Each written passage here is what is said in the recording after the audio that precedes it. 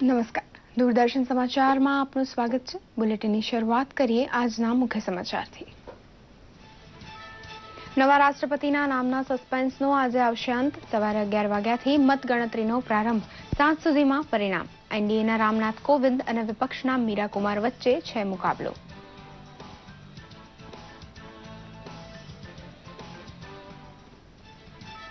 જમ્મુ કાશ્મીરમાં જીએસટી સાથે સંકળાયેલા વિધેયકના મુસદ્દાને કેન્દ્રીય કેબિનેટની લીલી ઝંડી. હિન્દુસ્તાન પેટ્રોલિયમનો સરકારનો હિસ્સો ઓએનજીસીને વેચવા માટે પણ મંજૂરી. સરકારને મળશે 30,000 કરોડ રૂપિયા.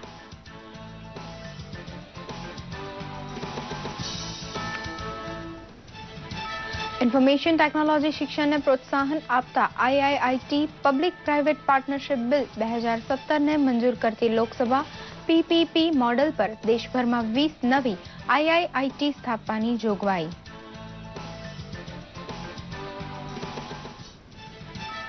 વિવિધ ક્ષેત્રે જીએસટીને સરળતાથી અપનાવી રહ્યું છે ગુજરાત. ડીડી ગિરનારે કરેલા રિયાલિટી ચેકમાં રેસ્ટોરન્ટ, મોબાઈલ રિચાર્જિંગ સહિતના મોરચે વેપારી અને ગ્રાહક વર્ગ બંને છે ખુશ. અસમંજસના વાદળો વિખરાતા ઉભરી છે આશાની નવી લકીર. રાજ્યભરમાં 3 રાઉન્ડના સંતોષજનક વરસાદના પગલે ખરીફ પાકનું 70% ઉપરાંત વાવેતર. અરવલ્લી જિલ્લામાં 2 લાખ હેક્ટર જમીનમાં ધરતીપુત્રો દ્વારા ખરીફ વાવણી. મેઘરજ, માલપુર, ભિલોડામાં ડાંગરનું કરાયું મોટા પ્રમાણમાં વાવેતર. વિદ્યાર્થીઓમાં રાષ્ટ્રભાવના, શિસ્ત અને નેતૃત્વના ગુણો ખીલવવામાં એનસીસી સક્ષમ માધ્યમ હોવાનું જણાવતા મેજર જનરલ એસસી શરણ.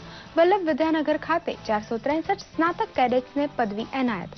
ગુજરાતમાંથી 70,000 ઉપરાંત કેડેટ્સ એનસીસીમાં.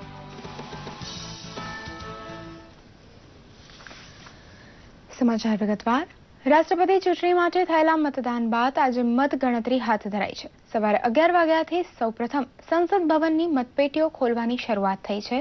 ત્યારબાદ રાજ્યોમાંથી આવેલા મતોની પેટીઓ ખુલશે. સાંજ સુધીમાં પરિણામ આવવાની સંભાવના છે.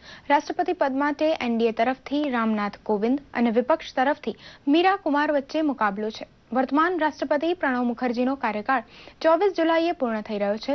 કુલ મતોના 50%થી ઓછામાં ઓછા 1 વોટથી વધુ મત પ્રાપ્ત કરનાર ઉમેદવાર દેશના આગામી રાષ્ટ્રપતિ બનશે.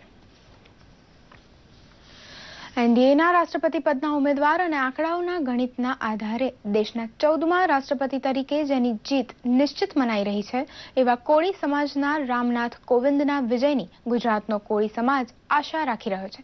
શ્રી કોવિંદનું ગુજરાત સાથે અનોખું જોડાણ છે અને તેઓ વારંવાર ગુજરાતની મુલાકાત લેતા રહે છે. બોટાદના લોકોને શ્રી કોવિંદે આ વર્ષના જાન્યુઆરીમાં લીધેલી મુલાકાત હજુ યાદ છે. તેઓ 14 જાન્યુઆરીએ ભગવાન માંધાતાની શોભાયાત્રામાં જોડાયા હતા. આજે જ્યારે રાષ્ટ્રપતિ પદ માટે મતગણતરી હાથ ધરાઈ છે ત્યારે કોળી સમાજ અને ભાજપાના આગેવાનોએ એમના સંસ્મરણો વાગોળતા શ્રી કોવિંદની જીતની આશા વ્યક્ત કરી છે. સ્વચ્છતા અભિયાન તેમજ દરેક લોકોને મદદરૂપ થાવ, આ જ્ઞાતિ જાતિનો ભેદભાવ મૂકી અને દરેક માટે કામકાજ કરો એવી એક એડવાઇસ બી અમને સાથોસાથ એ લોકોએ બોટાદમાં જ્યારે અહીંયા પધાર્યા ત્યારે એડવાઇસ અમને આપેલી છે.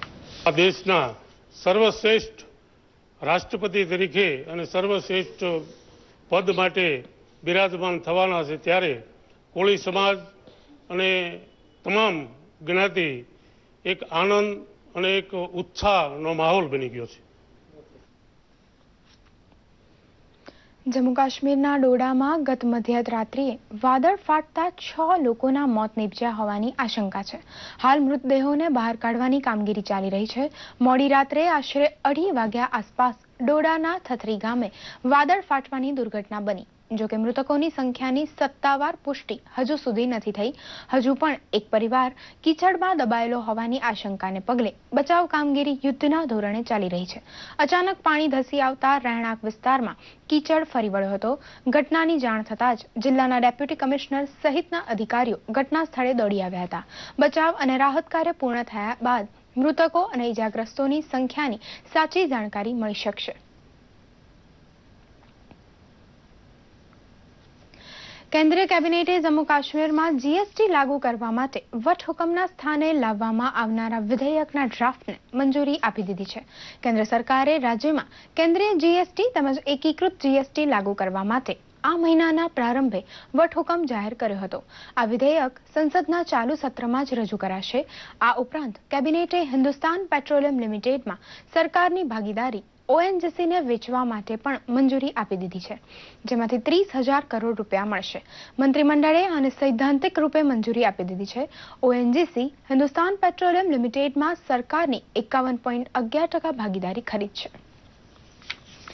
લોકસભામાં IIITના સાર્વજનિક ખાનગી ભાગીદારી વિધેયક 2017 પસાર થયું છે, જેમાં દેશભરમાં PPP મોડેલ અંતર્ગત 20 IIIT સંસ્થાઓ સ્થાપિત કરવાની જોગવાઈ છે. આ બિલનો ઉદ્દેશ ભારતીય માહિતી ટેકનોલોજી ઉદ્યોગ સામેના પડકારોને પહોંચી વળવાનો અને સ્વદેશી માહિતી ટેકનોલોજી ઉદ્યોગને વેગ આપવાનો છે. આ અંતર્ગત ટેકનોલોજી સંબંધી જ્ઞાનવર્ધક વૈશ્વિક માપદંડોને અનુરૂપ જનશક્તિનું સર્જન અને પ્રશાસનમાં સ્વાયત્તતા સુનિશ્ચિત કરાશે. હાલ પબ્લિક પ્રાઇવેટ પાર્ટનરશિપ રૂપે 15 માહિતી ટેકનોલોજી સંસ્થાઓ કાર્યરત છે. આ વિધેયકમાં તેમને રાષ્ટ્રીય મહત્વ ધરાવતી સંસ્થાઓ જાહેર કરવાની પણ જોગવાઈ છે. માનવ સંસાધન વિકાસ મંત્રી પ્રકાશ જાવડેકરે વિધેયક પર ચર્ચા દરમિયાન કહ્યું કે આગામી 5 વર્ષમાં આ ક્ષેત્રમાં 70 લાખ જેટલી રોજગારીની તકોનું સર્જન થશે. એક દેશ એક સૂત્ર સાથે GST દેશમાં 1 જુલાઈથી લાગુ કરવામાં આવ્યો, જેના પગલે દેશમાં આ નવી કર પ્રણાલી લાગવાથી વ્યાપારી વર્ગ અને જનતાને કેટલી અસર થઈ છે, જોઈએ આ રિપોર્ટમાં. GST કાયદામાં કેટલાક ફેરફારો બાદ નવા સ્વરૂપે 1 જુલાઈથી સમગ્ર દેશમાં લાગુ કરાયો, જેના હેઠળ ત્યારથી કેટલીક વસ્તુ સસ્તી થઈ તો કેટલીક વસ્તુઓ મોંઘી, જેમાં રેસ્ટોરન્ટમાં ભોજન કરવું નજીવું મોંઘું થયું, જે આપ આ બિલમાં જોઈ શકો છો. જો કે એક રેસ્ટોરન્ટના માલિક સાથે વાત કરતા તેમણે જણાવ્યું કે GSTના અમલથી અમારા બિઝનેસ પર કોઈ અસર પડી નથી. થોડી તકલીફ છે, પણ ટૂંકા ગાળાની છે. જો કે ગ્રાહકો પણ પ્રેમથી જમે છે અને પૈસા ચૂકવે છે. ये कस्टमर्स उसी प्यार से आते हैं, हमारे यहाँ खाना खाते हैं और उनको भी GST पे करने में ऐसी कोई दिक्कत नहीं आ रही, क्योंकि इट इज़ एवरीवेयर अंडरस्टूड. कहीं ना कहीं वो लोग भी कहीं ना कहीं बिजनेसमैन है, कहीं ना कहीं वो लोग भी GST पे कर रहे हैं, लेकिन कोई दिक्कत नहीं आई है. अभी तक तो हमने कोई ड्रॉप इन सेल्स देखा नहीं है. टैक्स तो गवर्नमेंट को दे रहे हैं और जो भी टैक्स जा रहा है विकास के लिए जा रहा है, डेवलपमेंट के लिए जा रहा है. थोड़ा बहुत इम्पैक्ट हुआ है, क्योंकि नया टैक्स चालू हुआ है, तो जो 6% था हम लोग सर्विस टैक्स ले रहे थे और उसकी जगह पे सीधा 18% आता है, तो पब्लिक 3 गुना ज़्यादा थोड़ा इम्पैक्ट आता है. बट वो बहुत शॉर्ट टाइम के लिए, 2-3 महीना ऐसा रहेगा, बट वो एक लेवल में आ जाएगा.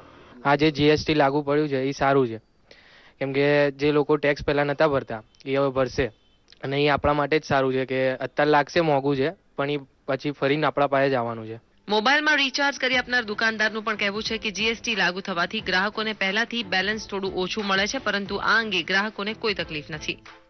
पहले 15% था, अभी 18% लगा रहा है GST के हिसाब से. व्यापार पे अभी थोड़ा कम हुआ है, परेशानी नहीं. रिचार्ज तो कंप्लीट आ रहा है, वो जा भी रहा है, मैसेज सब क्लियर है. मैं यहाँ पर रेगुलर कराता हूँ रिचार्ज. पहला 100 रुपये का कराते तो 82 रुपीज़ के अराउंड आता था, अभी 80 रुपीज़ आ रहा है. अभी थोड़ी परेशानी होगी. जब सारे जिसमें अच्छा हो जाएगा तो अभी कस्टमर को ही फायदा रहेगा. શરૂઆતમાં GST પર અસમંજસની સ્થિતિ હતી, પરંતુ હવે ધીરે ધીરે લોકોમાં જાગૃતિ આવી રહી છે. લોકોને આશા છે કે આવનાર સમયમાં GST એમના માટે ખુશી લઈને આવશે. દૂરદર્શન સમાચાર માટે અમદાવાદથી કૃષ્ણા શાહ સાથે અંકિત સિંહનો રિપોર્ટ.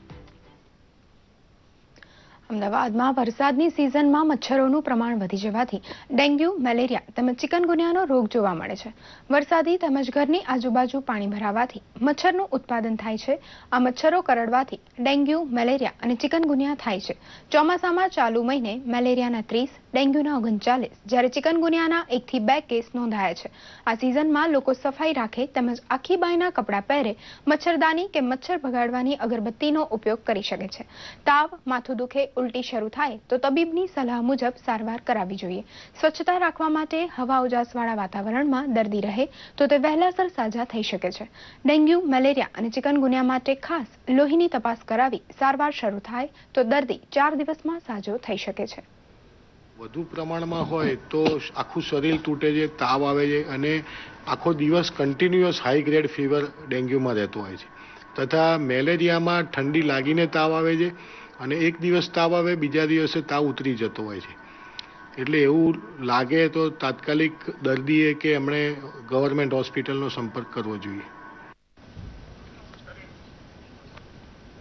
સમગ્ર ગુજરાતમાં છેલ્લા થોડા સમયમાં શ્રીકાર વર્ષા થઈ છે અને ખેડૂતોએ વાવણી લાયક વરસાદમાં ખરીફ પાકનું વાવેતર શરૂ કરી દીધું છે. અત્યાર સુધીમાં આશરે 60 થી 60.62 લાખ હેક્ટર એટલે કે 70% ઉપરાંત ખરીફ વાવેતર થઈ ચૂક્યું છે. અરવલ્લી જિલ્લામાં 2 લાખ હેક્ટર જમીનમાં ખરીફ પાકનું વાવેતર કરવામાં આવ્યું છે, જેમાં જિલ્લાના મેઘરજ, ભિલોડા, માલપુર સહિતના 740 હેક્ટરમાં ડાંગરનું વાવેતર કરવામાં આવ્યું છે. કેટલાક ખેડૂતો ડાંગરની રોપણી ઓરાણ પદ્ધતિથી કરવાને બદલે હાથથી ડાંગર રોપાવડાવી રહ્યા છે, જેથી ખેત મજૂરોને રોજી પણ મળી રહે.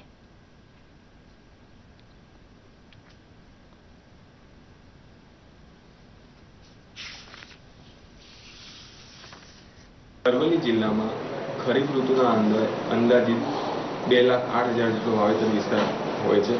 એમાં મોટાભાગનું વાવેતર પૂરું થવાને આરે છે.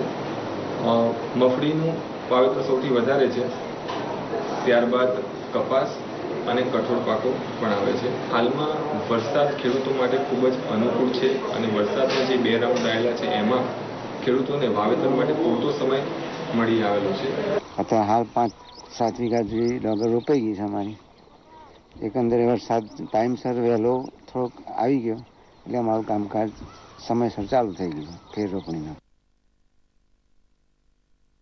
આણંદના વલ્લભ વિદ્યાનગર ખાતે એનસીસી ગ્રુપ હેડક્વાર્ટર દ્વારા સૌ પ્રથમવાર દીક્ષાંત સમારોહ અને એવોર્ડ વિતરણ કાર્યક્રમ મેજર જનરલ શ્રી એસસી સરનની ઉપસ્થિતિમાં યોજાયો હતો. આ દીક્ષાંત સમારોહમાં એનસીસીમાં સ્નાતક તરીકે ઉત્તીર્ણ થનારા 463 કેડેટ્સને રોકડ પુરસ્કાર, પ્રમાણપત્ર તથા શિલ્ડ અર્પણ કરાયા હતા. આ પ્રસંગે આણંદના કલેક્ટર ડોક્ટર ધવલ પટેલ, સરદાર પટેલ યુનિવર્સિટીના કુલપતિ શ્રી શિરીષ કુલકર્ણી સહિતના આગેવાનો ઉપસ્થિત રહ્યા હતા. ઉલ્લેખનીય છે કે એનસીસી ગ્રેડ માટે 3 વર્ષની તાલીમ બાદ કેડેટ્સની પરીક્ષા લેવાય છે. આ પરીક્ષામાં એ ગ્રેડમાં 20, બી ગ્રેડમાં 247 અને સી ગ્રેડમાં 196 કેડેટ્સ ઉત્તીર્ણ થયા હતા. મેજર જનરલ શ્રી એસસી સરને આ પ્રસંગે જણાવ્યું હતું કે એનસીસી વિદ્યાર્થીઓમાં રાષ્ટ્રભાવના, ચારિત્ર નિર્માણ, અનુશાસન તેમજ નેતૃત્વના ગુણો કેળવવાનું सक्षम माध्यम बनी રહ્યું છે.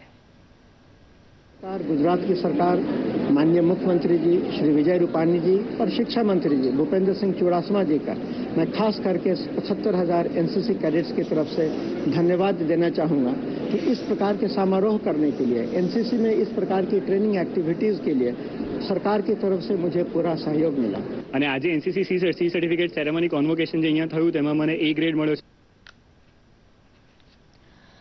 બેન્કિંગ ક્ષેત્રના વિકાસની સાથે સાથે સરકારની વિવિધ યોજનાઓને લોકો સુધી પહોંચતી કરવા બેંક ઓફ બરોડા દ્વારા અભિયાન ચલાવવામાં આવી રહ્યું છે. આજે અમદાવાદ ઝોનમાં તેના 110મા સ્થાપના દિને લો ગાર્ડન ખાતે બેંકના અમદાવાદ ઝોનના જનરલ મેનેજર જયેશ મહેતાના નેતૃત્વમાં બેંકના કર્મચારીઓ તથા શહેરીજનો સાથે એક રેલીનું આયોજન કરવામાં આવ્યું હતું. લો ગાર્ડન આંબાવાડી વિસ્તારમાં જનજાગૃતિના વૃક્ષો વાવો, સ્વચ્છ ભારત અને વીજળી પાણી બચાવોના પોસ્ટરો સાથે ફરી ઝોનલ ઓફિસ પરત આવી હતી. ત્યારબાદ વૃક્ષારોપણનો કાર્યક્રમ પણ યોજવામાં આવ્યો હતો.